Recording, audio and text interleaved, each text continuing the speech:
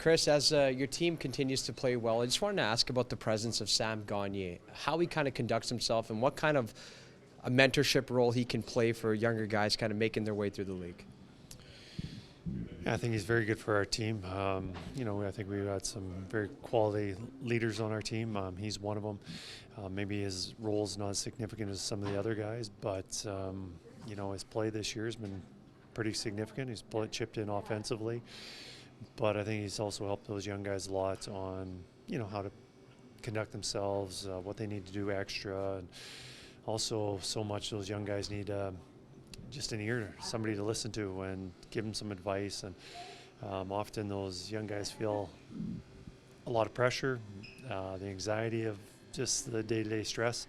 But I think Sam helps that out with those young guys, getting them familiar and comfortable with their surroundings. Your team has been progressing nicely. I mean, 8 straight victories. The results speak for themselves. But what's your job as a head coach, and maybe your guys' job as a coaching staff, to uphold that standard day in and day out? Well, we just need to be getting better every day. And, certainly we should be very happy and proud of the way we're playing right now, and we're winning hockey games, which is the ultimate goal. But right now, we're not good enough to win in February or March, and certainly not April and May. So if we want to do that, we got to be still pushing the boundaries and trying to get better each day. And there's always things that we need to work on, whether that's our forward check or goal scoring or our penalty kill or whatever it is. We just got to address those things as they need to be addressed. Kris, I think the challenges the power play was having in the first 18 games of the season might have been the most surprising for fans. It's been at 44% during the win streak. The players haven't changed. What do you credit the change in the power play to over that, the 2 different periods of time? I think there's just a lot of frustration. Players, when they have frustration, when they're feeling they don't have confidence, it affects everything. And their goal scoring 5-on-5, you can definitely see with players when they get a goal, how much easier they feel, and just they can play the game so much easier. And definitely with the power play too. I think they're putting a lot of stress on themselves and trying to maybe do a little too much. And I think they were able to simplify. And I think the biggest thing again was just the confidence.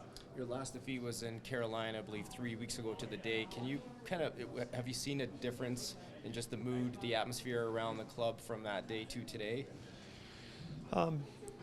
Yeah, I think there was a lot of frustration. Obviously, we're sitting near the bottom of the standings. We had just lost 3 games in a row after that Carolina game. There wasn't much to be optimistic about. But I think we looked at our goals and what we needed to do, and we didn't look at the long term. We just looked at what we needed to do, within the next game and maybe even the next 2 or 3 weeks. And we just did some goal setting, and I think that was able to clear everybody's mind and think about, if we just take care of these things now, we're going to put ourselves in a good position down the road. And I think that's where I like where our guys are at right now, is we're just looking at the short term and not what our games are going to look like or where the standings are going to look like in April. Kris, if I remember correctly, you said you were breaking down the season in 8-game segments, and Washington was the first one?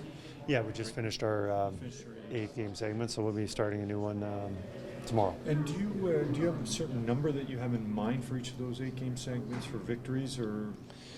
The goal right now, we figured at that time, if we went 5-3 throughout the segments, we would be in a position to make the playoffs. And 5-3 was just something that we had to meet each time. We had to do a little bit better on 1 or maybe 2 of those segments. This last segment certainly helps us. But I think when the players saw and understood that we didn't need to go on a 10-0 run, we didn't have to go on this unbelievable streak. We just had to take care of these little segments, and things should work out. But going on one would be nice too, I guess, right? Which you guys are on now, and you're closing in on a franchise record for. One streak was nice, and 2 would be even better. We'd like to, obviously we want to win as many, and we won those 8 games. We're going to put those behind us, enjoy it, and obviously we would think about what we needed to do to accomplish that. But we're starting a new 8-game segment, and we want to look at our next opponent and just look short term. What would the franchise record mean to this group, to you, as somebody who's pretty new here? Well, I just knew about the franchise record yesterday afternoon, but I don't know. I think it's something to feel good about, especially with all the winning this organization has done before.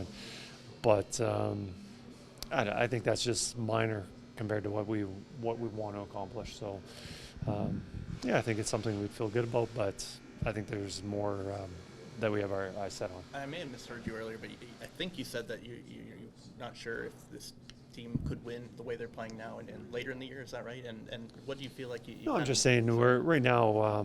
Every team's getting better, right. And if you're not getting better, you're getting passed. And right now, we've been getting better, and we've been passing teams, and it's evident in the standings. But if we're happy with the way we are, we're going to be the ones getting passed. So we just ultimately have to keep pushing ourselves to work on things and get better.